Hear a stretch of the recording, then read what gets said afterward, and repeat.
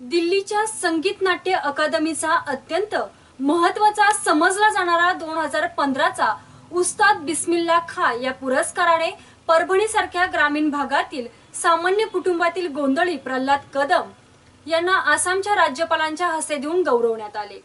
परभणीसारख्या ग्रामीण भागातील कलाकाराला हा मान मिळाल्याने परभणीकरांच्या शिरपेचात मानाचा तुरा रोवला गेलाय। महाराष्ट्र लोकसंगीत पारंपरिक वाद्य पारंपरिक बाज या वाद्यांच्या माध्यमातून प्रल्हाद कदम यांची दिल्लीच्या संगीत नाट्य अकादमीने निवड केली आहे।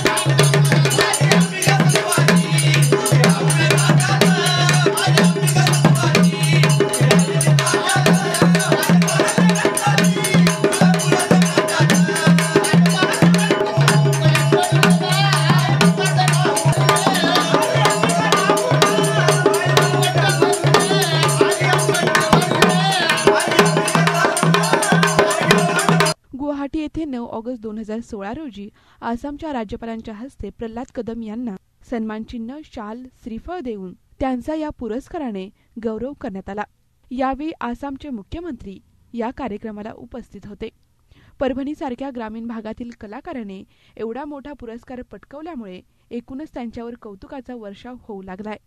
माझी निवड महाराष्ट्र लोकसंगीत इन्स्ट्रुमेंट पारंपरिक वाद्य पारंपरिक बाज ह्या वाद्याच्या माध्यमातून माझी दिल्ली संगीत नाटक अकादमी यांनी निवड केली आणि 2015चा संगीत नाटक अकादमीचा उस्ताद बिस्मिल्ला खान युवा पुरस्कार ह्यासाठी मला सन्मानित करण्यासाठी गुवाहाटी येथे बोलवलं। तर त्या ठिकाणी गुवाहाटीमध्ये राज्यपाल यांच्या हस्ते मला हा सन्मान देण्यात आला। आणि हा कार्यक्रम 9 ऑगस्ट ह्या दिवशी गुवाहाटीमध्ये साजरा झाला। त्या टायमाला आसामचे मुख्यमंत्री सुद्धा त्या टायमाला उपस्थित होते आणि ह्या इन्स्ट्रुमेंटसाठी महाराष्ट्रातून फक्त मी एकटाच निवडले गेलेलो आहे आणि भारतातून टोटल 43 आणि महाराष्ट्रातून मला ह्या पारंपरिक वाद्यासाठी मला एक निवडलेलं आहे। परभणी जिल्हा हा पारंपरिक गोंधळ या प्रकारासाठी खूप प्रसिद्ध आहे। परभणी शहरातील जिजामाता रोडवरील राधाकृष्ण राजाराम बापू कदम हे प्रसिद्ध गोंधळी गेल्या अनेक पिढ्यापासून संबळ, तुंतुणे, झांज, दिमडी यासारख्या पारंपरिक वाद्याच्या माध्यमातून पिढ्यानपिढ्या कला जोपासत आहेत।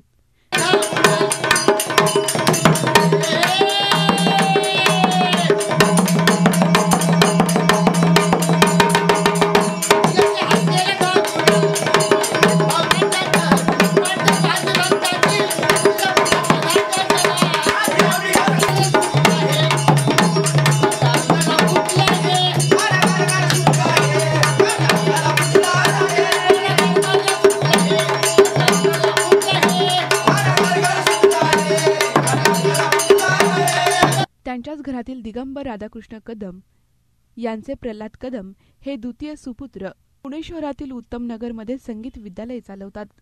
तबला, ढोलकी आणि इतर पारंपरिक वाद्याचं ते खाजगी शिकवण्या घेत आहेत।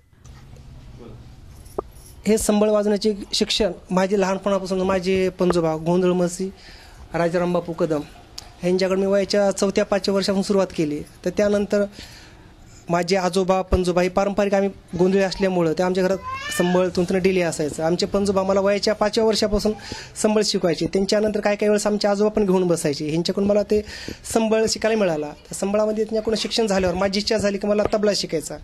मग तबला शिकण्यासाठी आमच्या आजोबांनी मला पुण्याला पाठवलं. तर पुण्यामध्ये एक तबला नवाज हनीफ खान साहेब मिरजकर, त्यांच्याकडे मी 5 वर्ष तबला शिक्षण घेतलं की संबळ आणि ढोलकी जुगलबंदी, ढोलकीवरले बोल संबळावर वाजवणं, संबळावरले बोल ढोलकीवर वाजवणं किंवा तबलेचे तुकडे संबळावर बसतील का, ह्या 2 काड्यावर बसतील का, ते एक प्रयोग करणं, त्यात मी यशस्वी झालो. प्रल्हाद कदम यांनी हा पुरस्कार पटकावल्यामुळे त्यांचं संपूर्ण कुटुंब आनंदित आहे आणि त्यांच्यावर कौतुकाचा वर्षाव होऊ लागलाय. 1984 मध्ये प्रल्हाद कदम यांचे पणजोबा राजाराम बापू कदम यांनाही याच पुरस्काराने गौरवण्यात आलं होतं, असं त्यांचे नातेवाईक सांगतात. देशात आम्ही 83ला 84 कचेरी त्या ठिकाणी आम्ही दौरा केलेला आहे आमच्या आजोबा संघ.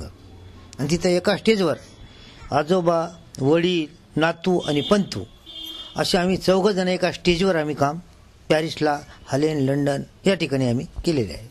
मात्र ही परंपरा आमच्या आजोबापासून चालत आलेली आहे. आम्ही तिला सोडलं नाही आणि नवं काही धरलं नाही.